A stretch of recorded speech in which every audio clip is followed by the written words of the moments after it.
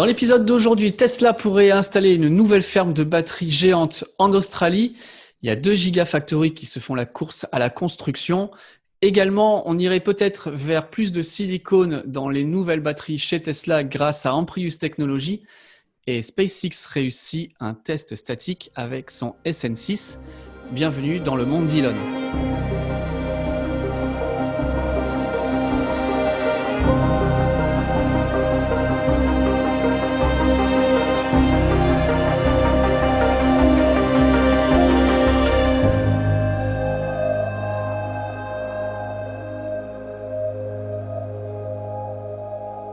Salut tout le monde et bienvenue dans Le Monde d'Elon, le podcast qui fait le point chaque semaine sur l'actualité des nouvelles technologies qui vont bouleverser notre quotidien pour le rendre plus durable. Je suis Jérémy de Tesla Riviera et avec moi, j'ai Mathias. Salut Mathias. Hey, j'espère que vous allez tous bien. Comment vas-tu, Jérémy, d'ailleurs? Ça va, beaucoup de news, beaucoup d'actualités cette semaine. Donc je C'est pense qu'on vrai. a vraiment beaucoup de choses à voir. Et je remercie les gens qui ont commenté. Il y a eu pas mal de commentaires sur le premier épisode bêta. Moi, de mon côté, j'ai vu qu'il y avait beaucoup de personnes qui demandaient comment on pouvait, si on allait arriver sur Spotify ou d'autres plateformes de streaming. Et c'est ce qu'on a fait. À partir de cette semaine, vous pouvez retrouver les épisodes, et bien évidemment en live sur la chaîne YouTube, mais vous pouvez aussi nous écouter sur les plateformes de téléchargement comme iTunes, Spotify. De toute façon, les informations sont dans la description. Donc voilà, le podcast s'améliore. On vous avait demandé ce qui vous plaisait, ce qui vous plaisait pas. On essaye d'améliorer les choses chaque semaine et j'espère que cette semaine, ça sera nettement mieux que la semaine dernière. Alors du coup, qu'est-ce qu'on a eu comme information cette semaine? On va commencer à parler Tesla Energy, parce que vous savez que c'est un sujet qui me plaît énormément.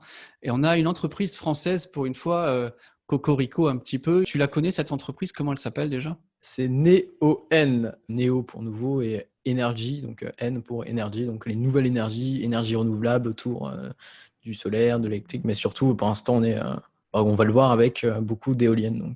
Donc, on a un article super intéressant dans Testmanian qui est sorti le 20 août, qui nous dit que cette entreprise, donc, qui a déjà travaillé avec Tesla, qu'on la connaît avec cette grosse ferme de batterie de 100 mégawatts, je crois qu'elle a été modifiée maintenant pour rajouter 50 mégawatts supplémentaires, donc 150 mégawatts, c'est la plus grosse batterie au monde.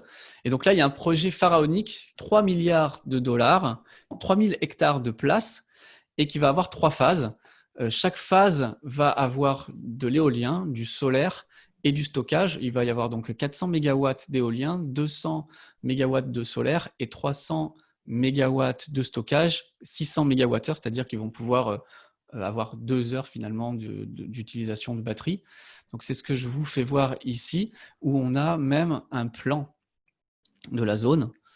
Tu vois, c'est vraiment dans le désert. Hein. Puis en vrai, on revient, mais c'est quand même écrit 10 fois. Ça représente 10 fois le domaine de Hansel quand même. Ouais. Donc déjà qu'elle est immense. De toute façon, la plupart des personnes qui regardent la vidéo l'ont vue avec l'intro autour de Tesla Energy. Exactement. Mais c'est impressionnant du coup. Elle revient beaucoup cette image de Hansdale. Et là maintenant, ça va être une nouvelle figure. Donc moi, je trouve ça vraiment très impressionnant. Et tu vois là sur la photo, pour ceux qui nous écoutent, on a donc un plan finalement qui a été déjà donné, où on voit comme un désert, c'est vraiment immense, 3000 hectares, c'est gigantesque. Et on a des petits points, à chaque fois c'est une éolienne, les points jaunes que vous voyez à chaque fois c'est une éolienne. Il devrait y avoir 163 turbines de 7,3 mégawatts. C'est déjà des grosses turbines, la plupart que l'on voit c'est des 2 mégawatts. Là c'est 7,3. Les parties en jaune c'est le solaire. Et on a également en bleu les batteries qui vont être donc réparties avec en rouge la ligne électrique qui va tout rassembler. C'est finalement une énorme opportunité pour Tesla. Hein.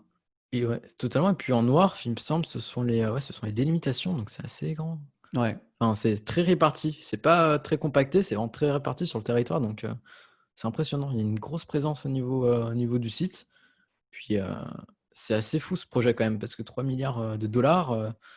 Mais il me semble qu'au niveau de cet argent qui va être réinvesti, c'est aussi lié au succès du premier site, donc à Hansdale. Ouais, parce qu'il nous ajoute ici, donc NeoN nous dit que leur première batterie l'année dernière, sur les 6 premiers mois, ils ont gagné 8,6 millions de dollars. Ouais. Et là, cette année, c'était 24,6. Ouais, donc, il y a du progrès, quoi. Et c'est fou, ça. Mais du Ouais. coup, ils réinvestissent les gains dans d'autres projets. Donc, c'est assez Ouais, sympa. ouais, ouais, ça valide finalement la technologie, cette technologie de stockage de batterie, puisque jusqu'à présent, le principal problème, c'est que si on met de l'éolien, du solaire ou quoi, le moment où il n'y a pas de vent, eh ben, c'est perdu. Mm, Ça mm. coïncide pas toujours l'offre et la demande. Tandis que là, ces batteries permettent vraiment de faire le tampon et le stockage. Et on voit si jamais il y a une coupure, ben, ça pourra être alimenté pendant 2 heures. Ils auront Ouais, 2 heures de stockage, ce c'est fou. qui, s'il y a une panne, parfois il y a des pannes, des micro-coupures simplement, et puis du coup, ils sont obligés d'augmenter, de mettre en route des générateurs diesel, des turbines ou tout simplement même du charbon. Et là, ça va permettre de lisser la consommation. Nous, Voilà. concrètement, qu'est-ce qu'ils arrivent enfin, comment ils arrivent vraiment à générer un profit aussi énorme, quoi? Parce que c'est assez fou ce contraste entre les autres années et maintenant. On ne le voit Ouais. pas, nous, quand on est particulier, mais le coût de l'énergie n'est pas toujours le même Mm, selon l'heure. Bon, on a déjà ici des contrats heure creuse, heure pleine. En fait, mm. ça évolue vraiment en fonction de l'heure et de la demande. Et du coup, Tesla, ils ont mis en place un logiciel qui permet de calculer et même d'anticiper quelles vont être les consommations. Et donc, ils produisent de l'énergie, ils la stockent pour pouvoir la revendre à prix cher, à prix d'or même, au moment où le réseau national en a besoin. Donc, c'est vraiment comme ça qu'ils font de l'argent. C'est vraiment de la bourse, on va dire, de la bourse de Ouais, l'énergie. ouais, du trading d'énergie, quoi. Exactement. Mais C'est je stocke quand il y en a et je la revends à prix d'or quand ça coûte cher. donc potentiellement, il y a aussi un petit peu d'IA derrière tout ça, quoi. Ouais, il y a C'est ce certain, logiciel ça. auto-bidder qu'ils achètent et ils vendent. Et maintenant, même, ils arrivent à anticiper. Par exemple, si tu couples ça à la météo, Mm. tu peux savoir que dans une demi-heure, les nuages vont passer et dire ben, Ouais, l'énergie qu'on produit maintenant, on va la stocker parce qu'on en aura besoin dans une demi-heure quand le nuage sera au-dessus de nos panneaux solaires. Tu vois, donc ouais, on peut donc ça, c'est énorme, anticiper quoi. même. Ça prend plein de données Mm. pour les lier. Mais Ouais. c'est vraiment très. Enfin, il y a un avenir, hein. Mais bon, on espère. Enfin, moi, j'espère voir ce type de système ailleurs qu'en Australie, parce que l'Australie commence à avancer sur ce sujet. Mais en Europe, par exemple, bon, pour l'instant, on n'y est pas encore, malheureusement. On n'y est pas encore. On verra la semaine prochaine. Euh, il y a un pays qui se lance à fond aussi dans les énergies renouvelables et dans le solaire, et dans l'éolien et même dans le solaire. C'est la Grande-Bretagne. Et on verra la semaine prochaine, peut-être qu'on pourra faire un lien entre du stockage, une gigafactory au Royaume-Uni. C'est pas impossible, mais on en parlera la semaine prochaine. Ouais, ouais, totalement. Sachant qu'il y a plein d'autres sujets autour et ça peut être vraiment sympathique. Donc, Ouais. nos voisins vont peut-être prendre de l'avance sur ce sujet. Et oui, c'est On verra bien. important et c'est vraiment une conscience à prendre. Enfin, c'est vraiment du renouveau dans cette technologie. Il faut arriver à comprendre comment aujourd'hui les énergies renouvelables couplées à du stockage peuvent vraiment nous apporter, peut-être pas à 100% d'énergie verte et renouvelable, mais en tout cas, c'était vraiment la pierre angulaire, la pierre manquante, ces batteries. Et là, ça devient vraiment super intéressant. Puis en soi, globalement, cette réussite permet de casser toutes les idées reçues et qu'on avait autour de l'énergie renouvelable, hein. Ouais. Parce que, sachant que enfin, toutes ces énergies, on en parle depuis plusieurs années, mais on n'avait pas de preuves concrètes. Et là, moi, je trouve que ça donne un petit peu de crédibilité en soi à ce type de projet. Donc, ça, je trouve Ah ça oui, intéressant. le premier projet, c'était vraiment un démonstrateur Mm, pour mm, Elon Musk, hein. Il leur avait dit, je vous l'installe en moins de 100 jours ou c'est gratuit. Il y a un très grand potentiel. Alors, pour nous en France, on est encore sur l'attente ou on n'est peut-être pas vraiment le meilleur marché pour ça parce qu'avec le marché nucléaire, différent, ouais. on a quand même pas beaucoup de coupures de courant, on a quelque chose d'assez stable. Mm. Mais dans des pays où il y a beaucoup de coupures de courant, ce qui est quand même assez souvent le cas Aux ailleurs dans le États-Unis, par monde, exemple. aux États-Unis, en Grande-Bretagne, ils avaient un réseau vraiment très sale et ils veulent qu'il soit zéro carbone. Je Mm. crois que c'est en 2050.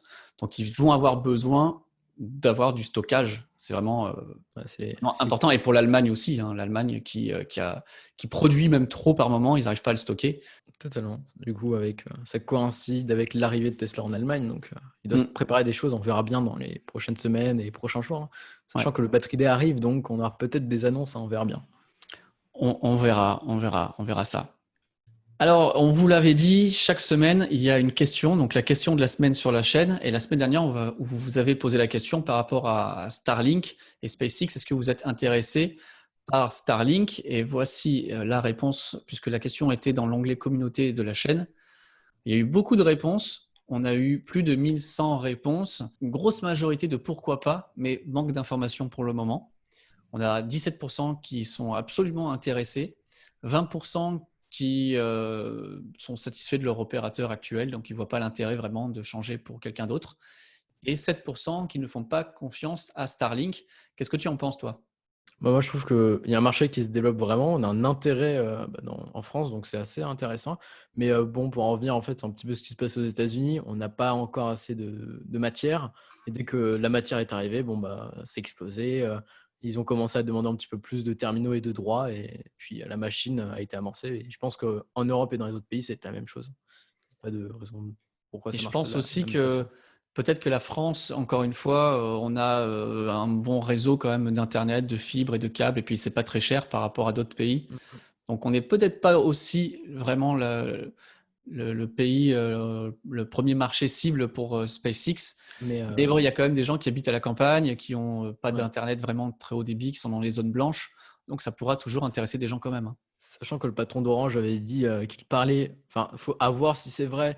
Il disait que oui, chez Orange est en train de parler avec, Elon Musk, à propos de Ah. Starlink, donc peut-être qu'il va y avoir, une petite liaison avec, on ne sait pas. Mais est-ce qu'il faut croire le patron d'Orange? On verra bien dans les prochaines, semaines, années, de ce qui va se passer avec Orange, quoi. Mais en tout cas, bon, bah, c'est affaire à suivre. Dès qu'on aura plus d'informations, de toute façon, on en reparlera sur la chaîne et on verra quand est-ce que la France pourra bénéficier de Starlink et s'il y a beaucoup de gens qui sont intéressés au moment où on aura les prix définitifs.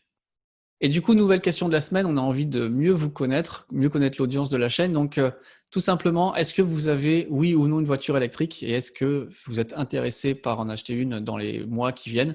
Vous aurez de toute façon la question qui sera dans l'onglet commentaires de Tesla Riviera. Est-ce que maintenant on pourrait partir au Texas, Eh oui, s'il te plaît? alors quel Texas du coup? Parce que, c'est vrai que du coup autour d'Elon Musk, tu vois, on a Boca Chica et du coup, Austin où il y a beaucoup de travaux actuellement donc Hmm.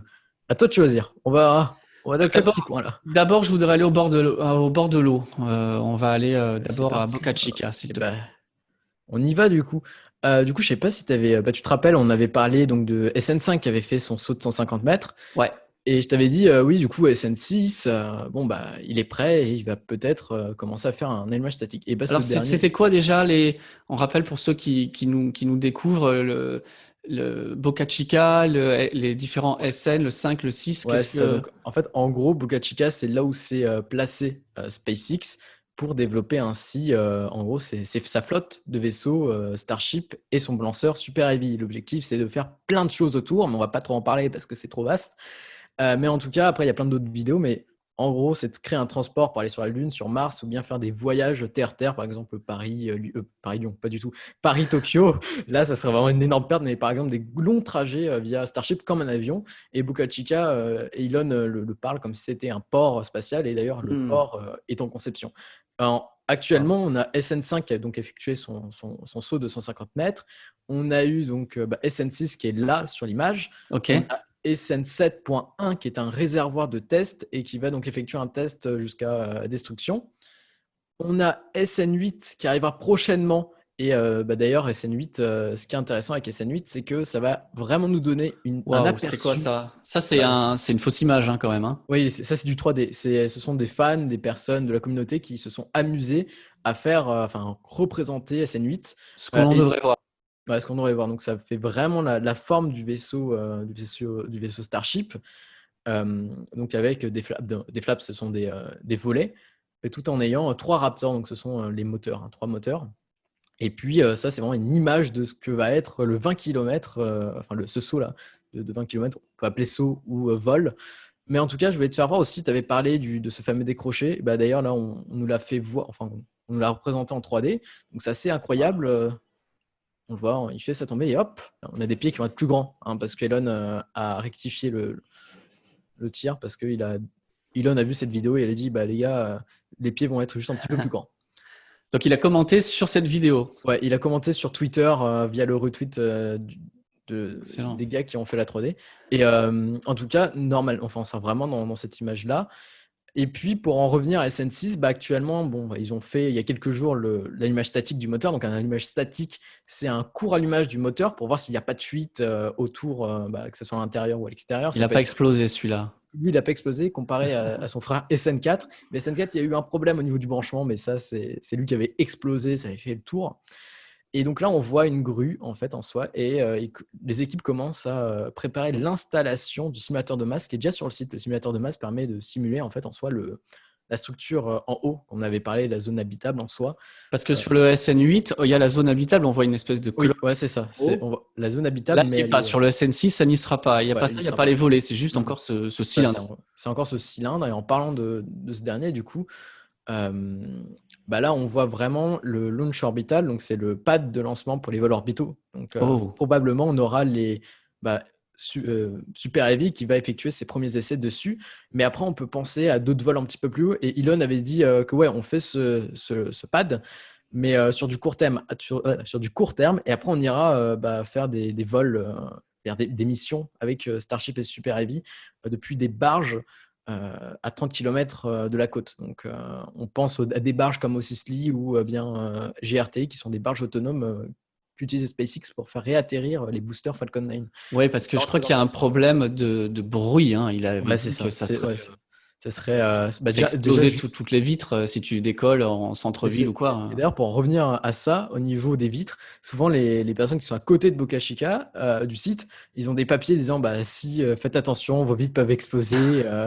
Et c'est assez marrant de voir ça, quoi. Donc les gars disent vous voyez, il va y avoir bientôt un saut, et donc ça c'est fou. Et je crois qu'ils ont quasiment racheté le village entier de Ils ont Boca quasiment Chica. racheté Hein. ils ont racheté quasiment tout le domaine, mais à côté, bon, ce qui est assez fou, c'est que on n'est pas très loin de la frontière mexicaine, donc il y a d'autres personnes qui sont vraiment à côté, donc il faut faire attention à tout ça. Mais le long terme, ça va être des barges autonomes ou pas, mais pour l'instant, on ne sait pas. Mais à voir ce que va nous réserver SpaceX. Et donc relié peut-être avec un Hyperloop ou quelque chose comme ça pour y aller, parce que si ça va être à 50-60 km au large, c'est je crois ce qu'ils avaient dit pour c'est ça. pas qu'il y ait trop de bruit. Ou bien tu vas pas y aller avec un bateau. Un bateau, ça va être trop long. Trop long.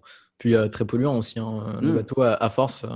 Un Hyperloop flottant qui est connecté à une zone de décollage, ça serait incroyable, ça. Ça serait incroyable. Après, ça, on attend. Mais je pense que bientôt, là, on va avoir plusieurs designs de la communauté qui vont sortir. Mais ça, c'est toujours bien à regarder, parce que ça fait voir qu'il y a des fans de SpaceX qui veulent vraiment montrer qu'ils peuvent faire des choses. Donc, c'est sympa de voir toute cette 3D. Et moi, je trouve ça très intéressant pour voir le futur. Après, à voir ce qui va se passer. Parce que là, pensons, ils sont juste dans les recrutements. Donc, on n'a pas forcément ce que tu fais voir là sur la vidéo, c'est quoi? C'est c'est notre ami SN5. Voilà. Ah, c'est le SN5, ça? Ouais, c'est SN5. Il est sorti de son hangar de son hangar.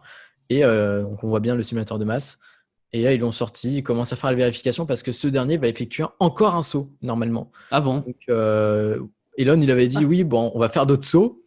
Mais pour vraiment gérer l'approche au niveau du lancement et de l'atterrissage, pensant, même si c'est un petit peu plus différent, pour les personnes qui nous écoutent, on a vraiment une toute petite grue, qui est assez énorme quand même. Il fait 30 mètres de haut. Ouais, c'est ça. Le SN5. Ouais, Elle monte à 30 mètres. Sachant que au total, à la fin, c'est environ 50 mètres avec la zone en haut. Les soudures sont vraiment de meilleure qualité maintenant. Ça me frappe par rapport au premier Starship qu'il avait présenté Elon, où c'était tout bosselé, tout sale. Et là, c'est vraiment plus joli. Hein. Les soudures sont belles. Hein. Et pour en revenir à toutes les soudures, en fait, SN5 et SN6, ils ont plusieurs différences. Enfin, ils ont une différence, c'est la conception. SN6 est un petit peu plus amélioré sur les soudures. D'accord. Et SN5, ça a été un petit peu plus brutal. Donc voilà. Mais sinon, ils n'ont pas de différence en termes de conception brute. Hein. C'est un petit peu le même, sauf normalement, les pieds vont être différents. Voilà. C'est une génération de soudure surtout qui ont changé. C'est ça, c'est améliorer le procédé de fabrication. Sachant que, je ne sais pas si vous le savez, mais pour les personnes qui nous écoutent et nous regardent, le but à la fin, c'est pas de créer un Starship, hein, c'est de créer plusieurs dizaines, voire centaines de Starship et de Super Heavy. C'est vraiment de créer une flotte assez importante. Donc, ils avaient posé la question à Elon sur Twitter, comment on fait pour aller sur la Lune, enfin sur Mars et amener autant de matériel, puisqu'on peut envoyer une fois tous les 26 mois. Et il y avait, pour ceux qui ont regardé la science-fiction, qui connaissent la série Battlestar Galactica, il avait parlé de Battlestar Galactica en disant on va faire une flotte de vaisseaux comme dans Battlestar Galactica et on va les envoyer tous en même temps sur Mars. Donc effectivement, il faut qu'ils se dépêchent, qu'ils aient la capacité d'en produire en masse quoi, de ces véhicules. Puis après, moi personnellement, j'ai pas peur pour SpaceX parce que bon, ils ont des liens avec Tesla. Tesla, c'est vraiment industrialisé le côté, ils sont partis du véhicule électrique et de plus en plus, ils commencent à être gagnants dans la fabrication. Donc, il y a plusieurs liaisons. On l'avait vu avec l'arrivée de plusieurs robots soudeurs que Tesla possède aussi. Donc, ils entremêlent en soi toutes les technologies et le savoir-faire des deux entreprises. Donc, tout ça, moi, je trouve ça très intéressant que tout le monde collabore dans d'autres projets. Donc, voilà. Et puis là, pour en revenir au high bay, donc le hangar principal, c'est le dernier étage qui est en conception. Et puis, on aura le toit et ça va s'accélérer de plus en plus. Mais beaucoup de personnes, j'ai vu beaucoup de personnes qui me demandaient c'est quoi cette grue géante en bleu. Elle s'appelle Bootzilla. Voilà, c'est une grue qui permet de concevoir ce high bay. Et d'ailleurs, il y a ouais, c'est pratiquement un mois, elle avait subi des dégâts à cause des tempêtes, enfin de la tempête qui était arrivée. Mais ils ont très vite pu la remettre sur pied. Puis voilà. Donc, au niveau du Texas, du côté de Boca Chica, ça avance de plus en plus et ça va commencer à s'intensifier dans les prochains jours. Ils sont vraiment partout dans la conception, dans la création, de plus en plus vite. Mais c'est incroyable. impressionnant. Elon avait parlé après le saut de SN5. Oui, ça va s'accélérer, mais nous, personne ne le croyait. Il disait, ouais, on va avoir plusieurs sauts bientôt par jour. Et on était, oui, d'abord, faut attendre. Hein. Déjà en faire un déjà. Et là, là ce qui est incroyable, c'est qu'on nous parle d'un SN8, mais il y a un SN9 qui est en conception, mais sur les pièces, pour l'instant, ce sont les sections. Et après, ils vont l'assembler, mais ça, c'est plus tard. Mais ils commencent déjà à travailler sur d'autres prototypes, ou voire même d'autres Starship terminés. Quoi. Donc, et tu crois que finalement, le 6 et le 5, là, ils veulent faire quoi? Ils veulent jongler un jour, on en fait décoller un, le lendemain, on fait décoller l'autre, et qu'ils veulent enchaîner les sauts comme ça pour apprendre de plus en plus de choses? Ouais, avec ce qu'Elon a dit, l'objectif, c'est vraiment d'améliorer tout ça. Et moi, je pense que ce qu'ils vont faire, c'est que puisqu'ils ont 1 heure en soi pour des fois, voire 1 heure, voire un petit peu plus pour faire le swing entre le site de construction et le site d'essai, ça va être pour moi un petit peu dur de croiser les deux. Peut-être qu'ils vont devoir réinvestir dans un deuxième transport parce qu'à chaque fois, il faut ressoulever le premier prototype, sauf s'ils arrivent à avoir des accords pour fermer 2 fois de suite, pendant plus de temps, la route. Parce que on ne peut pas avoir. Parce que là, pour l'instant, il n'y a qu'une seule grue qui fait l'aller-retour. Il leur faudrait une deuxième, une qui va, une qui vient finalement pour c'est ça, pour pouvoir faire en plusieurs 1 heure véhicules en même temps. C'est ça. Donc, à voir ce qui se passe dans les prochains jours, les prochaines semaines.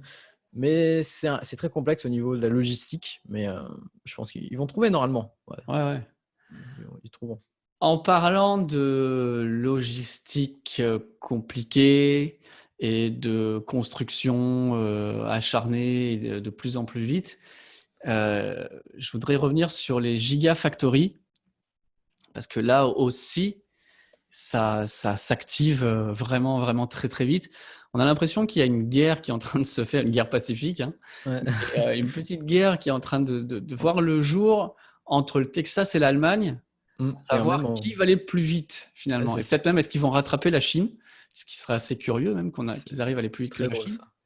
Mais j'aimerais bien refaire le point sur les différentes gigafactories. Pour ça, on a des vidéos et des plans en fait, puisqu'il y a des choses qui ont été modifiées aussi. Donc, direction pour l'instant l'Allemagne, où je vais vous partager une image ici. Ça, c'est un article qui était sur Electrek, qui date donc de fin mars, où on voit le terrain qui avait été à ce moment-là enlevé de tous ces arbres, parce que vous savez, le lieu de la Gigafactory 3, c'était une forêt destinée à faire de la pâte pour faire du carton, donc ils ont récupéré ce terrain-là, ils ont coupé les arbres en quoi? Je ne dis pas de bêtises, en 1 mois et demi peut-être, un truc comme ça? Je sais pas. Franchement, j'ai pas regardé, mais ça allait très vite. Mais après, il y a eu la période de confinement, donc ça a été très segmenté ce chantier. Et il fallait ils devaient attendre, et je me rappelle d'une photo où tu avais 2-3 arbres qui restaient en attente, parce qu'il y avait des oiseaux qui étaient en train de nicher à l'intérieur. Ils attendaient la fin de nidification pour pouvoir couper les arbres, ils attendaient que les oiseaux soient envolés. Donc ça a été vraiment plutôt bien fait dans les règles pour protéger l'environnement. C'est surtout qu'il y a beaucoup d'opposants à ce projet et ils ont beaucoup de pression au niveau des personnes qui tiennent vraiment à ce lieu. Mais ce qui est sympa, c'est que Tesla respecte cette opposition et ce choix. Et souvent, ils essaient vraiment de parler avec ces personnes. Et par exemple, on avait vu sur le fait des piliers, parce que vous savez que les piliers, tu vois, les piliers, si on en met beaucoup trop, ça peut polluer le sol. Et ils ont réussi à réduire le nombre de piliers pour l'usine, en fait. Donc, il y a enfin, comment dire, il y a vraiment une envie de faire les choses bien et de ne pas faire ça. Nous, on fait ça, c'est notre terrain, on fait ce qu'on veut. Ouais. Non, il y a vraiment une prise de conscience, mais comme s'ils voulaient respecter aussi les Berlinois et les Allemands, globalement, le territoire. Comme ce qu'ils font avec la Chine, hein, c'est respecter la culture, les traditions. Mais ça, c'est encore très vaste comme sujet. Mais Et c'est c'est vrai que c'est intéressant. assez compliqué de dire, nous, on est une entreprise euh, pas écologique, mais qui est responsable. Mm. Et au final, on fait n'importe quoi, on détruit tout. Surtout que ils sont quand même dans le viseur de tout le monde, hein. Tesla, il faut bien l'avouer. Mm. Dès qu'ils font un pas de travers, tout de suite, tout le monde les épie, tout le monde les regarde. Donc, ils ont vraiment, je pense, à cœur et une obligation de faire les choses bien dans les règles parce qu'ils savent que le moindre arbre coupé alors qu'il fallait pas, ça risque de leur retomber dessus. Ouais. Donc là, on a cette photo qui date de mars. Et à cette époque-là, Tesla nous avait donc fait parvenir des informations sur à quoi devait ressembler finalement la Gigafactory avec un plan où on voit que le numéro 1, c'est très important, on en reparlera la semaine prochaine, mais le numéro 1, c'était production de batteries et drive manufacturing, donc c'est les conceptions des moteurs. Et vous allez voir que maintenant, ça a disparu, il y a eu un réagencement dans ce plan. Si je vais ici sur un article, donc Electrek, on est le 2 juin. Déjà, on voit la photo, ça a légèrement changé. Pourtant, c'est bien le même endroit. On est bien 2 mois plus tard et ça ressemble plus vraiment. Et là, donc, on a ici sur la photo, si je mets en grand, est-ce que l'on voit? Ouais. Oui. On voit le plan qui a été chamboulé complètement. Déjà, il n'y a plus de batterie, il n'y a plus de conception de batterie. On a le drive unit qui est passé ici. Et donc, je vais vous faire voir dans une vidéo pour qu'on puisse se remettre tous à niveau. En fait, c'est le but un petit peu aujourd'hui, de se remettre à niveau sur à quoi ressemblent les Gigafactory, parce qu'on va vouloir après vous faire voir chaque semaine comment ça évolue. Donc, pour ceux qui nous écoutent, d'un côté, on a le drive unit, donc là, un bâtiment pour concevoir les moteurs, qui est tout seul maintenant, à part. Et après, on a une espèce de rectangle où on a plusieurs sections. Donc, on a le stamping, c'est les presses. Après, on a le body in white, c'est là où ils vont assembler le châssis. En dessous de ça, on a la General Assembly. Donc, c'est là où ils vont installer les fauteuils, les écrans. C'est là où ils vont vraiment concevoir la voiture, avec la production de sièges aussi qui est au même endroit. Après, la voiture, on a au-dessus de ça, on a le CA, donc c'est le casting, c'est les moulages pour couler et mouler toutes les pièces. Et au-dessus, c'est le painting, donc le paint shop. En fait, les pièces vont faire stamping, casting. Après, ça va au body in white. Après, ça passe à la peinture. Et après, ça revient à la General Assembly. C'est comme ça que ça fonctionne. Et le drive unit, les moteurs seront amenés certainement dans la General Assembly. Donc ça, c'est le surplan. Et ce qui est génial, c'est qu'on a la chance d'avoir des youtubeurs, des gens en Allemagne qui vont faire voler des drones et qui nous permettent d'avoir plus d'informations et de pouvoir vous partager ces vidéos. Donc là, je vais vous faire voir ce que ça donne. Est-ce que l'on voit? Oui, on voit bien. Tout à fait. Donc Génial. ça, c'est un plan posé sur le plan que je vous ai fait voir, posé sur le terrain. Donc on voit les mêmes éléments, à quoi ça va ressembler. Au fond, on a le stamping, le paint shop, body in white, casting, General Assembly. On a vraiment tout. Et ça date de, attention, mi-juillet. C'est une vidéo de mi-juillet qui a été prise donc le 11 juillet par un drone. Et pour voir à quel point ça avance hyper vite, je vais sur la page juste à côté. Et là, je lance la vidéo et regarde ça. Pour ceux qui nous écoutent, il y a plein de piliers. Il y a des bâtiments qui sont déjà sortis de terre, qui a même le toit. Donc là, je fais un stop parce qu'ils nous ont bien montré. Donc on a le body in white, il y a les piliers et l'architecture du toit qui est en train d'être mis. La General Assembly, apparemment, il commence à faire les fondations et à mettre les premiers piliers. Ouais, on voit les piliers, ouais. Le casting aussi va bientôt accueillir les piliers. Et on voit le painting, le paint shop. Il y a déjà un bâtiment qui est déjà couvert sur le côté et sur le toit. Je veux dire, il s'est passé quoi? Il s'est passé les 2 mois d'été. Même pas, il s'est passé 1 mois, puisque c'était le 11 juillet. Et ça date du 23 août. Donc, c'est vraiment tout frais comme photo, comme image. Et on voit très, très bien que ça avance Puis hyper vite. au niveau du paint shop, enfin de l'atelier peinture, on a limite plusieurs étages aussi. Hein. Ouais, C'est c'est des c'est bâtiments à impressionnant. plusieurs étages. Hein. C'est très, très Mais ça, vite. c'était Elon qui l'avait annoncé. Il avait dit bah, on va faire plusieurs étages. Hein, c'est comme ça. Donc Il là, a la mis. caméra dézoome et on recule là. Ce que l'on voit, c'est la General Assembly. Voilà, avec les piliers qui commencent à être déjà installés. Alors, c'est des piliers béton. Contrairement à Shanghai, ou à Shanghai, c'est 100% fait en fer. Hein. C'est une structure métallique. Et Sachant que c'est très bien ça. préfabriqué. Hein. Enfin, tout est préfabriqué sur cette usine. Hein. Ouais. C'est Là, je fais un arrêt sur image. Là, j'ai perdu l'image. On va le revoir. Sur les murs, je veux vraiment vous faire voir les murs ici. Voilà. On voit sur le côté droit, on voit les murs. En fait, c'est des piliers et entre les piliers, il y a des dalles en béton qui sont comme glissées à l'intérieur. Parce que l'avantage de cette Gigafactory, c'est qu'elle est proche du chemin de fer et tout arrive finalement par train. C'est posé sur des trains et donc ils ont les piliers. C'est comme un Lego. Hein. Et Ils ce viennent concept, enquiller dedans, toc, toc, toc, toc, des lamelles c'est de ça. béton à l'intérieur. Et donc ça, ce que l'on voit, c'est le drive unit. Regardez-moi la taille de ce bâtiment. C'est impressionnant. C'est immense. C'est Ikea. Voilà. C'est Mais un Ikea qui d'ailleurs, a 2 ans à être fait, qui a été fait en 2 mois. Voilà, en gros, c'est pour en ça. revenir à l'effet glisser entre les piliers, ça me fait penser, tu sais, derrière l'immeuble, le fond. Oui, C'est une petite les planche fonds qui des va meubles, exactement. C'est exactement pareil. C'est quasiment la même chose, quoi. Et là devant, alors on voit les murs qui sont en train d'être mis. On voit c'est de l'isolant. Hein. Les murs, il y a l'isolant qui est directement dans la plaque extérieure. Et pareil, ils viennent la fixer au mur entre les piliers.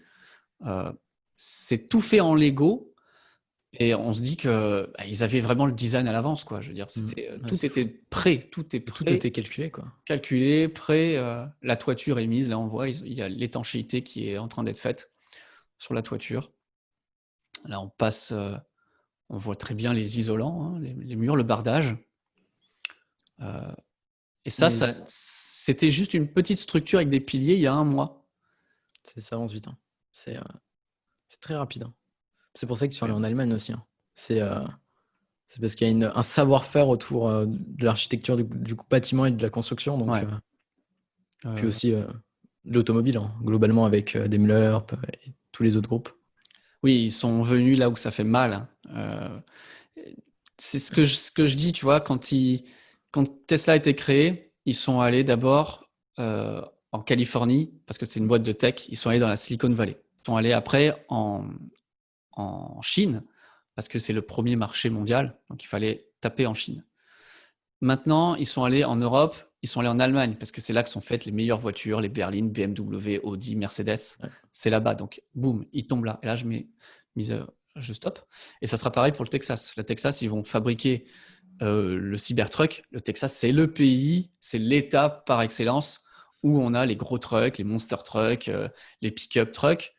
Et c'est là-bas qu'ils choisissent de concevoir le Cybertruck. Donc rien n'est jamais fait au hasard chez Tesla. Tout est très psychologique en vrai. Ouais. C'est psychologique. C'est assez impressionnant. Mais là, quand on voit du coup, en fait, globalement, il y a aussi, puisque du coup, il n'y a plus le site de fabrication des cellules, donc pour les batteries, il n'y a plus de caserne de pompiers, en fait, en soi, quand on y pense. Ouais. Il doit y avoir une caserne. Il y a toujours, de toute façon, une protection incendie, certainement. Mais ça avait besoin de plus d'eau, déjà. Il y avait un petit problème par rapport à l'arrivée en eau là-bas sur le site. Donc, moins d'eau nécessaire. C'est pour ça, peut-être aussi qu'ils ont enlevé pour l'instant la création de batteries. Est-ce que ça sera rajouté après ou pas? C'est que la phase 1 en plus. Hein. Oui, c'est que la phase 1. Et vous voyez ici ce qui est vraiment génial, et un grand merci au réalisateur de la vidéo, parce qu'on voit en 3D finalement à quoi ça va ressembler une fois fini. Puis on voit la fabrique à béton, il me semble. Ouais, la fabrique à béton qui était là sur la droite, et on en voit une autre devant là. Mais c'est bête, mais ça permet de réduire les trajets et les allers-retours. Tout est fait directement sur le site, quoi. Donc, ouais. Alors cette image que l'on voit là en 3D, c'est peut-être ce que l'on pourra vous faire voir en vrai dans 1 mois et demi peut-être. On espère. Hein. Puis on a bien vu, il y avait les entrées pour les hubs du camion. Oui. Parce que faut pas l'oublier que du coup, ça va vraiment être très, très ingénieux parce que tout arrive sur les côtés. Exactement, c'est vraiment super. mais- Alors ça, c'était pour l'Allemagne. Comme je vous dis, aujourd'hui, on fait un petit point. On voit que ça avance très très vite. Il n'y a pas que l'Allemagne qui est en construction. Il y a Shanghai qui est nettement plus avancé. Mais Shanghai, en avril, voilà ce que c'était. La phase 2.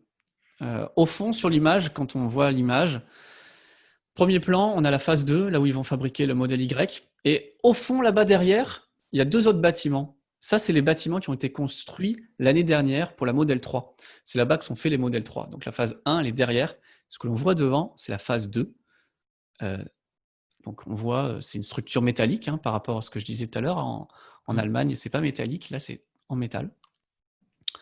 Donc on est en avril à ce moment-là. Et je vais vous faire voir ce qu'il en est maintenant de cette phase 2. Attention, de avril à août, le 19 août, boum.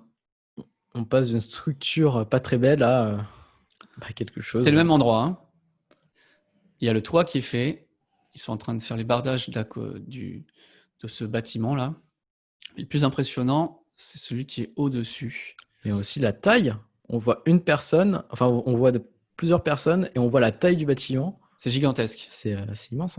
Même si, attention, cette giga Shanghai n'est pas aussi grande que les autres. Oui, on va voir ça parce qu'on va parler du Texas aussi. Et vous allez voir, restez bien avec nous. On va comparer la taille de chaque Gigafactory. Vous allez voir, ça monte en taille de façon exponentielle. Je voudrais faire voir l'image. Voilà, ici, là. Voilà, on recule.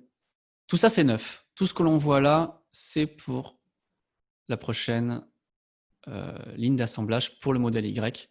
Donc, ça, c'était juste un tas de ferraille il y a 3 mois. C'est fou, ça.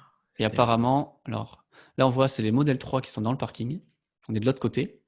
Donc, ça produit en masse quand même. Et ça, surtout, la production augmente surtout. Ouais. Là, il y a une rouge qui arrive là. Tu vois, tu la vois, la belle rouge là? Mais qu'est-ce que tu fais là, Jérémy? C'est ma voiture, elle est partie là-bas. Il y a les camions qui sont en train de charger et ils les mettent en ligne. Les camions attendent. Tu as vu comment ça marche? Il y a des lignes qui attendent. Après, il y a une autre série de lignes avec les camions. Hop, elles sont. On espère voir dans quelques années des Tesla semi. Ouais. Mais voilà, il y a moins d'un an, il n'y avait rien. Là, déjà, il y a la Model 3 qui est en production. Et probablement à la fin de l'année, voire peut-être même avant, puisqu'apparemment, ils sont en train de mettre les robots déjà dans la General Assembly. On avait vu sur le rapport du trimestre 2. Exactement. Donc, certainement, la production ne devrait pas tarder à commencer fin d'année ou tout début d'année prochaine. C'est incroyable. Quand on voit le parking est quand même assez immense. C'est qu'ils ont déjà prévu le coup de dire les gars, à un moment, on va en produire beaucoup trop et va falloir vraiment. Alors, des zooms là, on voit très très bien. Ce que tu disais tout à l'heure, tout est alimenté par les côtés. Ouais. Et je voudrais revenir sur cette image là, elle était pas mal. On va remettre. C'était ici. Voilà. Là, on a le site en entier. Donc là, on voit vraiment, enfin pour les personnes qui nous écoutent, on voit le parking avec toutes les modèles 3 et ensuite on voit sur les côtés le site de la chaîne de production modèle 3 et on a. Ouais. Le modèle 3, c'est à droite et le modèle Y, c'est au fond à gauche. Et on voit qu'il y a encore des bâtiments qui sont en toute première phase de construction. Mais c'est vraiment hyper grand. Alors, ça paraît hyper grand comme ça, mais en fait, c'est pas si grand. L'iceberg, c'est comme un iceberg ça. C'est pas si grand parce que si je partage cette image ici, est-ce que tu le vois? Ouais, alors ça charge, je sais pas pourquoi. On a une comparaison donc. Giga Shanghai, 86 hectares. C'est pas mal. Berlin, 300 hectares. C'est déjà beaucoup plus grand, 4 fois plus grand. Et alors, la Giga Texas, c'est 850 hectares. 10 fois plus grand que Shanghai, 10 fois plus grand que le terrain qu'on vient de voir là. C'est tout simplement immense. Qu'est-ce qu'ils vont produire là-dedans?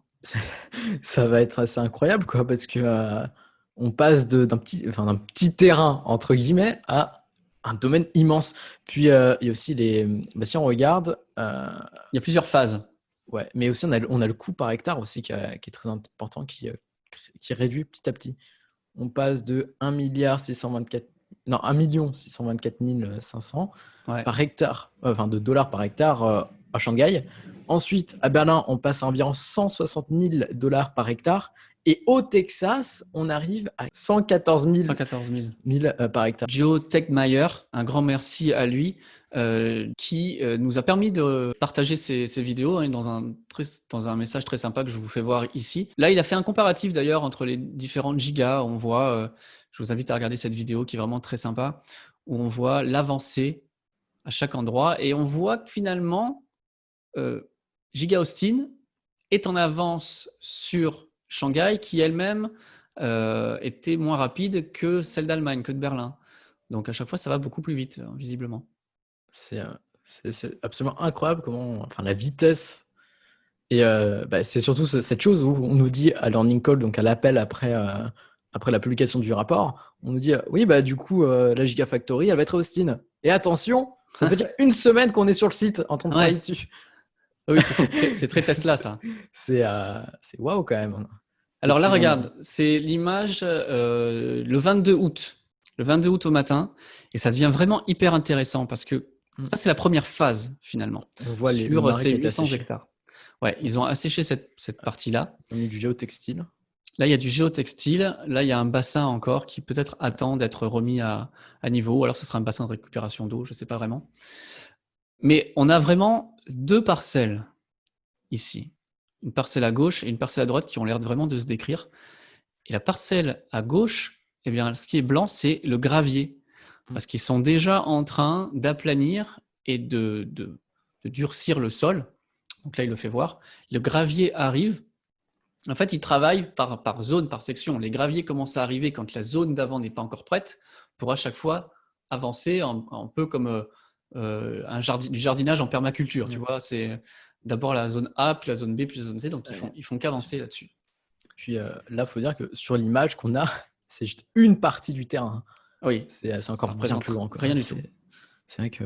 Et tu vois là, au fond, alors pour ceux qui regardent aussi, on a une ligne de camions continue qui amène le gravier. Mais ça enchaîne. Je me rappelle, je crois que c'était Joe d'ailleurs qui avait suivi les camions en voiture pour voir où ils allaient vraiment. Mais ça s'enchaîne, hein, Donc tu vois, cette partie-là, la partie devant nous, ils sont déjà en train de mettre le gravier, alors que la partie derrière, ils sont seulement encore en train de remblayer et de tasser la terre.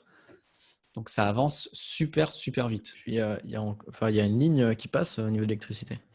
Oui. Donc c'est pas mal ça. Faut faire attention de ne pas trop donner de coups dedans, quoi.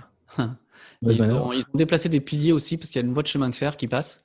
Ils ont déplacé les piliers de chemin de fer. Certainement, ils vont s'en servir aussi, à mon avis, comme en Allemagne, pour faire arriver une structure préfabriquée. S'ils sont à côté d'une ligne de chemin de fer, c'est pas pour rien non plus. Hein. Ouais, tout est réfléchi, quoi. Puis ils sont à côté du Colorado River, donc... Ouais.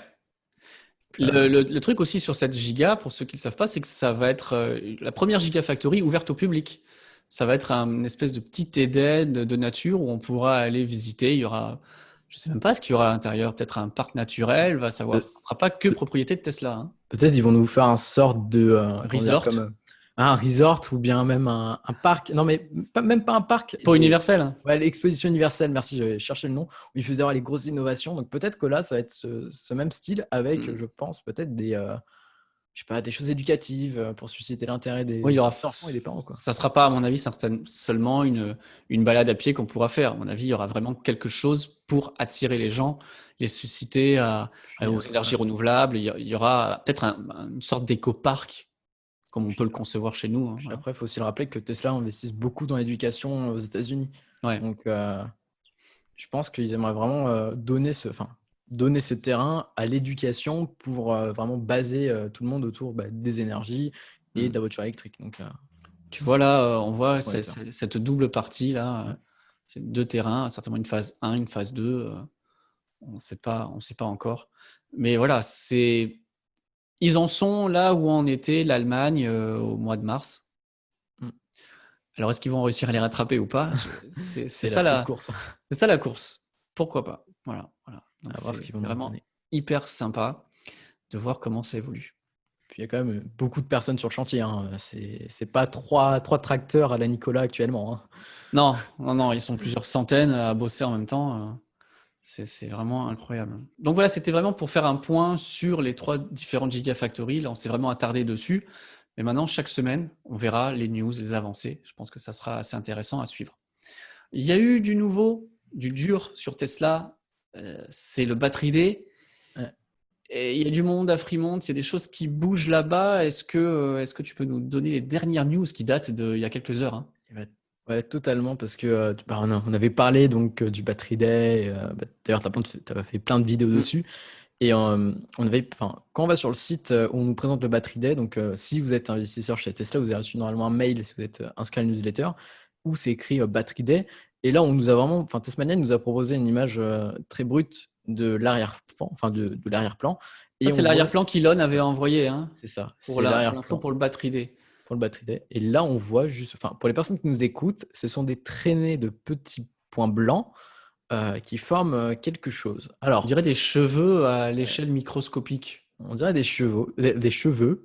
Et ça se rapproche un petit peu parce que certaines personnes ont analysé, ont regardé, ont comparé ces images. Et d'après certaines personnes, ce sont des nanophiles. Euh, on ne sait pas pour l'instant vraiment ce que c'est parce que bon, on en saura plus au Battery Day, mais on sait très bien que Tesla ne met pas des images pour dire de faire joli, hein. C'est pour donner des indices à la communauté. Des personnes pensent que ce sont des nanophiles en nickel. D'autres parlent d'autres matériaux. Mais après, ça peut être aussi en or, hein, mais on ne sait pas pour l'instant. On n'a pas vraiment de preuves, on n'a pas de communiqué officiel. Et il y a quelque chose qui s'est passé récemment. C'est qu'on est arrivé à côté de Fremont. Et là, comme vous voyez sur ce bâtiment, enfin sur cette petite photo, on voit un bâtiment ici. Et quand on part sur notre Google Maps, donc, on voit quelque chose d'assez particulier. Alors, je vais faire un zoom pour les personnes qui nous regardent, qui ne marchent pas du tout. On voit considérablement, en fait, on voit le Tesla Service Center. On voit donc Fremont, donc l'usine de Fremont, donc tout l'établissement. Et puis à côté, à quelques mètres, franchement, à quelques mètres on traverse la route, on passe de Fremont à un bâtiment, Amprius. Et là, donc Amprius à la française, et Amprius. C'est quoi ça, Amprius? C'est quoi? Justement, Amprius, c'est une entreprise, attention, je vais vous faire voir tout ça, mais c'est une entreprise en fait qui produit et qui s'oriente sur la technologie de batterie. Donc là, on voit des batteries d'Amprius. Silicone, il y a marqué. Ouais, 100% silicone. C'est-à-dire que les nanophiles au niveau de l'anode sont constitués à 100% de silicone. Sachant que de base, on est sur du graphite. Sur du graphite. D'ailleurs, tu avais fait une vidéo sur ce sujet. Avec Nouveau Monde Graphite, où justement, ils font une mine 100% électrique pour récupérer le graphite. Ils nous expliquaient bien que le graphite, c'est l'élément essentiel pour l'anode. Toutes les batteries aujourd'hui lithium-ion utilisent du graphite dans l'anode pour permettre justement la traversée, le stockage des ions de lithium. Et il nous avait expliqué, Éric Dezolnier, que aujourd'hui, il y avait à peu près 5% de silicone qui sont ajoutés dans les batteries. Mais le silicone, en fait, il a pour objectif de pouvoir augmenter la densité énergétique, si j'ai bien compris. Mais son problème, c'est qu'il a tendance à s'épandre un peu trop, à gonfler. Et en gonflant, il craquelle.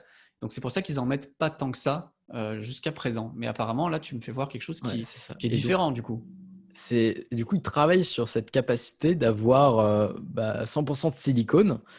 Et en fait, ce qui est impressionnant, on voit bien sur ce graphique, on voit le carbone, donc le graphite, hein, qui est un dérivé du carbone, on nous l'avait expliqué. C'est pour le stockage, donc capacité. Capacité, on voit milliampères-heure, pour la voiture électrique, c'est pas non plus très efficace à notre point de vue, mais pour les smartphones, on voit très bien que le silicone par gramme, on est à plus de 3000 mAh par gramme.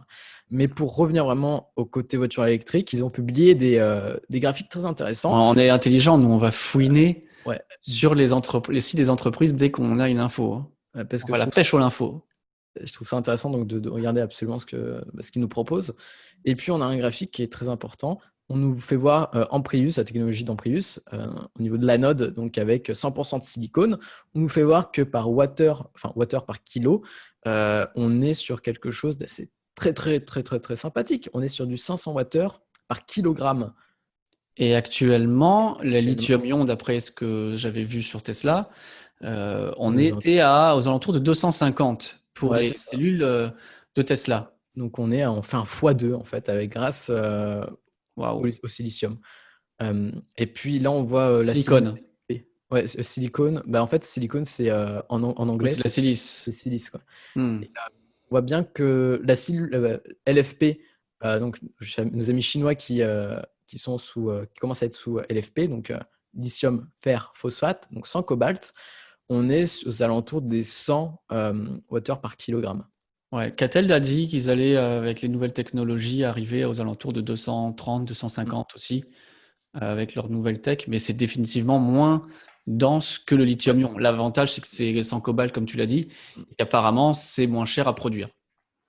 C'est ça. Et puis, l'avantage du silicium, en fait, c'est d'avoir ce qui se passe, en fait, c'est d'avoir quelque chose de plus léger parce que pas besoin d'avoir plus de cellules, mais aussi c'est d'avoir quelque chose de plus compact. On voit très bien qu'on est aux alentours des 1500 Wh par litre. On nous parle en volume, donc c'est très avantageux.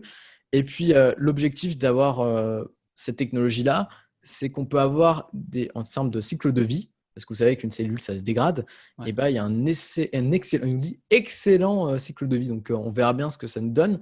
Mais surtout, ce qui est important, c'est qu'on nous dit Major Aerospace Companies. Donc, on nous parle que cette technologie peut être adoptée pour les avions électriques. Hmm. Et d'ailleurs, Le fameux jet. jet dont Elon a parlé à Tony Stark dans Iron Man 2, c'est ça?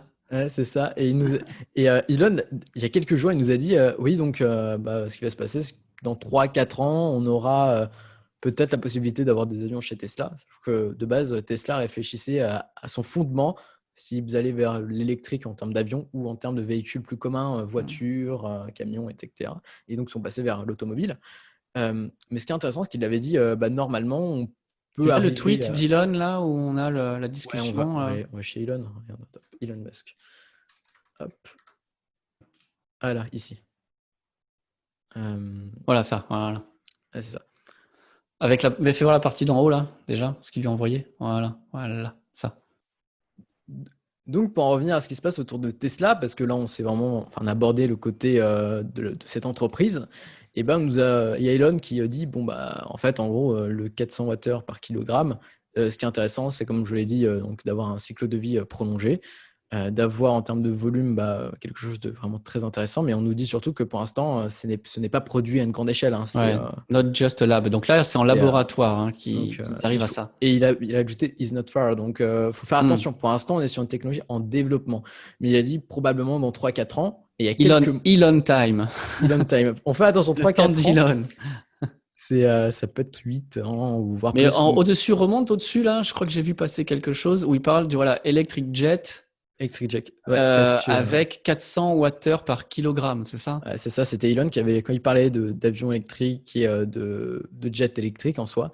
Donc, C'est la densité énergétique c'est la qu'il densité faudrait avoir énergétique pour qu'il les avions. faudrait. Ouais, c'est ça. C'est la Oh, densité énergétique qu'il faudrait avoir.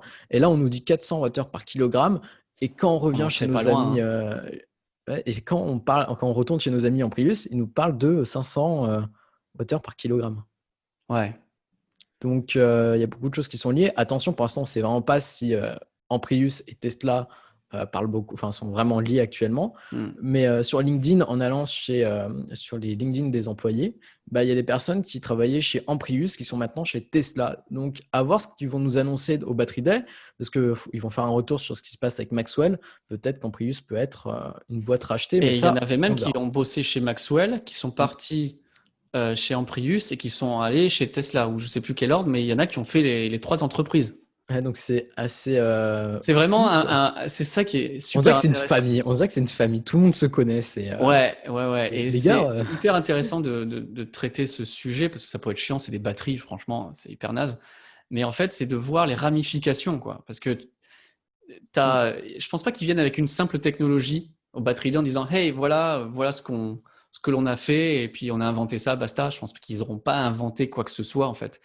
Mais Tesla, c'est vraiment ça, c'est de dire, on est allé chercher le meilleur de la technologie, ça et là, quoi. Donc, ils ont certainement pompé de la technologie en rachetant Maxwell.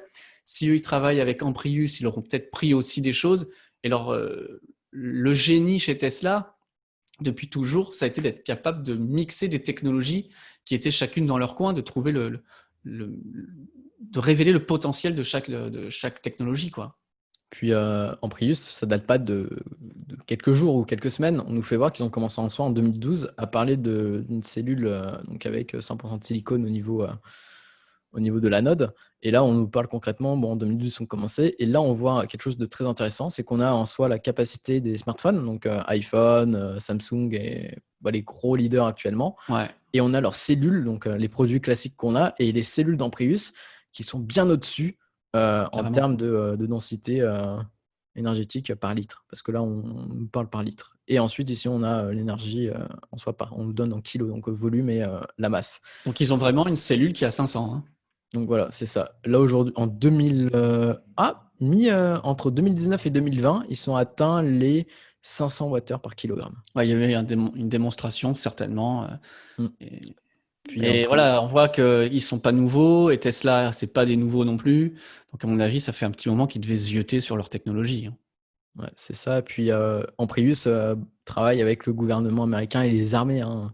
Si on en revient sur leur site, on voit bien qu'on a un petit monsieur soldat qui est content d'avoir, je pense qu'il est content. On voit sur son sourire. Waouh! Et ça, c'est globalement une batterie pour, je pense, pour les radios. Ouais, c'est ce qui marque en dessous. Tout ce qui est... T'as vu, c'est vraiment des poches. C'est une poche hyper plate, en fait. Mais ça a l'air assez souple, assez flexible. Hein. Ouais, parce que regarde, on dirait qu'il y a des petits plis en fait en soi. Ouais, comme si on pouvait le plier. Comme si on pouvait le plier. C'est vraiment hyper fin. Ça a l'air de faire quoi, 3 mm d'épaisseur. Il y a de la pâte à modeler un peu. Enfin, on dirait de la pâte à fixe même. Ouais, de la pâte à fixe, c'est ça. Ouais. C'est ça. C'est le mot que je cherchais. Pour ceux qui nous écoutent, ça ressemble à des poches de pâte à fixe. Ouais, c'est ça. Mais je pense un petit peu plus grand, quoi. Oui, oui. D'échelle. Mais c'est vraiment très intéressant. Donc, ils travaillent avec le gouvernement, avec les armées. SpaceX travaille aussi avec le gouvernement et les armées. Il y a même un drone en haut c'est Airbus, je crois. Ouais, ça c'est Airbus, donc un drone électrique. Puis c'est assez impressionnant. On voit sur les ailes panneaux solaires. Des panneaux solaires. Et puis ça, c'est vraiment des prototypes, mais approche les 500 Wh par kilogramme. Puis on nous dit c'est génial pour les drones, pour les avions, pour les satellites, pour on nous dit même spacecraft. Donc spacecraft, le problème c'est qu'en anglais ça peut être tout et rien. Ça peut être un petit vaisseau qu'on envoie pour déployer des satellites, comme soit un vaisseau spatial ou bien un booster. Donc, mais le Starship a des batteries lithium-ion à l'intérieur. Ouais, mais du coup, pour en revenir à Starship aussi, c'est quoi? À un moment, c'était sur SN4, il me semble, ou SN5, ils avaient mis des moteurs Tesla sur la structure. Donc, si je dis pas de bêtises, les moteurs Tesla et les batteries vont servir à faire bouger les ailes pour faire l'atterrissage. C'est ça. Puis, il faut aussi avoir une technologie au niveau de l'électrique, parce que quand, pendant plusieurs mois, un Starship va aller vers Mars, il faut en soi alimenter tout le Starship, tout le vaisseau spatial. Exactement. Et ça peut justifier un coût d'une batterie nettement plus...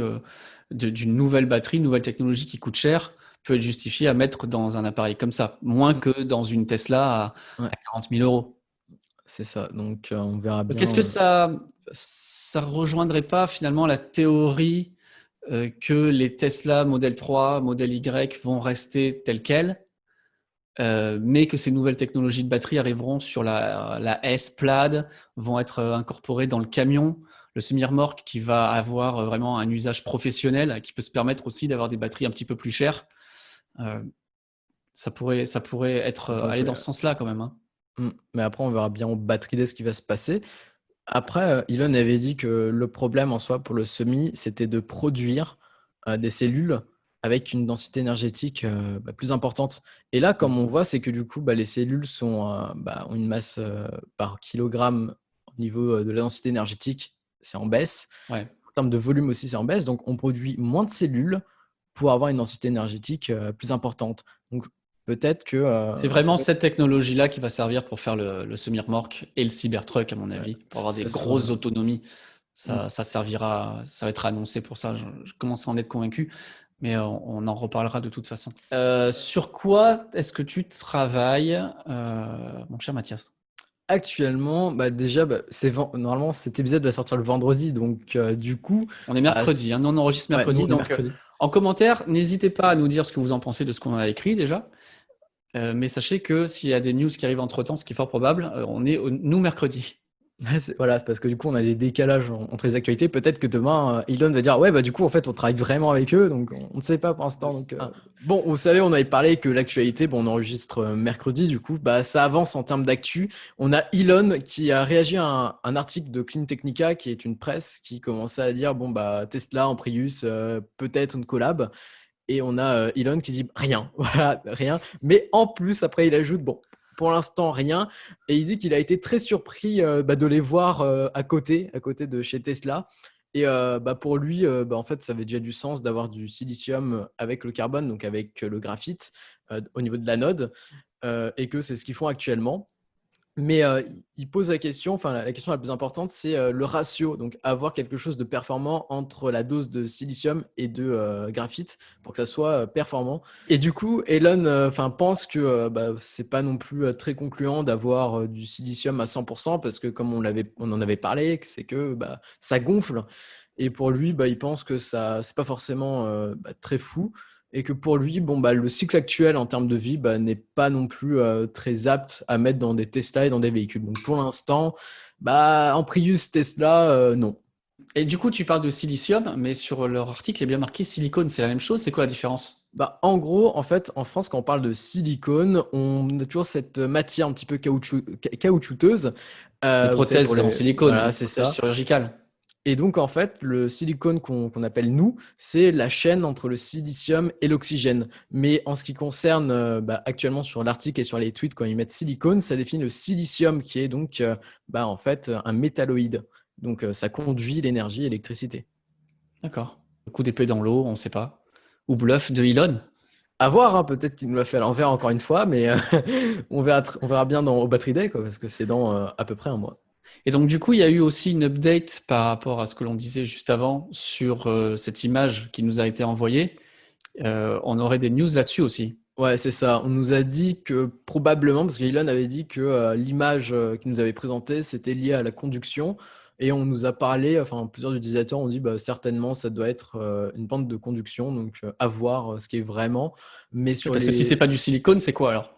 Ouais, c'est ça. Mais justement, ça peut être, comme je l'ai dit avant, en soit des filaments de nickel ou autre matière, parce que ça peut être tout et rien, ou bien même d'or, imaginons, mais ça peut être d'une matière différente en tout cas, mais ça peut être très vaste en tout cas. Ok. Donc, encore une fois, affaire à suivre. En tout cas, on voulait vous faire la petite update, la petite ellipse, parce que on a réenregistré spécialement pour mettre à jour cette info. Donc, voilà. Mais pour en revenir à ce qu'on fait actuellement, bah, puisqu'on est vendredi à minuit, donc le samedi à minuit, il y a Neuralink. Donc, je serai en live pour vous parler de Neuralink. On sera en conférence. Donc, tout sera en français. J'essaye de vraiment tout traduire et on va débattre, on va parler de plein de choses. Puis ensuite, il y a d'autres lives qui vont arriver et je vais commencer à intensifier les vidéos et d'aller sur des sujets moins communs. Par exemple, il y a une vidéo qui va arriver qui va comparer la Walt Disney Company, donc l'entreprise Disney, avec Tesla pour voir si la stratégie est la même et s'il y a des similitudes. Mais ça, bien sûr, on le verra dans quelques semaines. Moi, ma prochaine vidéo, je ne sais pas ce que ça va être. Je pense que ça devrait soit être une nouvelle vidéo batterie D, parce qu'on a eu pas mal d'informations, soit le test tant attendu que j'ai enregistré il y a très longtemps, je ne vous dirai pas quand, du Kia Niro Le fameux. 2020. C'est une vidéo que j'arrive pas à sortir parce qu'à chaque fois il y a des nouveautés et à chaque fois je repousse le montage. Donc ça m'a été encore redemandé en commentaire. Donc effectivement, il va falloir que je puisse la faire. Mais il y a beaucoup de choses avec la création de cet épisode hebdomadaire. Maintenant, on a des nouveaux t-shirts en vente. Si vous pouvez regarder juste en dessous de la vidéo avec Teespring. Donc si vous voulez aller jeter un coup d'œil, ça aidera la chaîne. Allez-y si ça vous branche. Donc il y a beaucoup de choses à faire. J'ai tourné d'autres épisodes. Donc ça fait pas mal de boulot, n'est-ce pas? C'est Jérémy actuellement, il est en train de bombarder en termes de contenu là, donc soyez gentil avec. Non mais bravo pour ton travail quoi, parce que Actuellement, ça apporte beaucoup de choses. Bah, je me rappelle quand je commençais quand je commençais à chercher Tesla sur YouTube, je tombe sur toi. Donc, puis avant qu'on se connaisse, en fait, je te suivais déjà depuis pas mal de temps. Donc, Ben c'était maintenant, on fait des vidéos voilà, ensemble c'est ça. Il y a un changement d'un coup. On et c'est passe top. C'est abonné top. comme acteur. Donc, ouais. Ah ouais, non, mais c'est bien. J'espère que si vous nous avez écoutés ou regardé, vous avez apprécié cette vidéo. Encore une fois, on est disponible maintenant sur Spotify, sur Apple Podcast. Donc, c'est vraiment super chouette. Vous pouvez même nous écouter dans votre Tesla. Ouais, quoi de mieux que de pouvoir écouter un podcast Tesla dans sa voiture. C'est génial. Et donc, on va se quitter là. Dites-nous en commentaire ce que vous en avez pensé. Partagez. N'hésitez pas à liker la vidéo si cette vidéo vous a plu. Aussi, en commentaire, dites-nous si vous avez des news, des informations dont on n'aurait pas traité, que vous voudrez qu'on parle peut-être la semaine prochaine. Ça sera avec grand plaisir. Et puis j'ai envie d'ajouter, dites-nous ce que vous avez pensé de l'intro du début, parce qu'avec Jérémy, on a pris beaucoup de temps à la faire. Enfin, beaucoup de temps à la faire, ça n'a pas été complexe, mais c'était complexe dans la recherche du son, corréler les images. Donc dites-nous en commentaire La ce que... recherche même de ce que l'on voulait vous faire voir, mais je pense que c'était assez sympa et qu'on restera là-dessus. C'était bien. Voilà, dites-nous ce que vous en pensez encore une fois. On se retrouve la semaine prochaine pour plus d'actualités sur le monde d'Elon. Salut Mathias. Allez, bye. Bye bye tout le monde.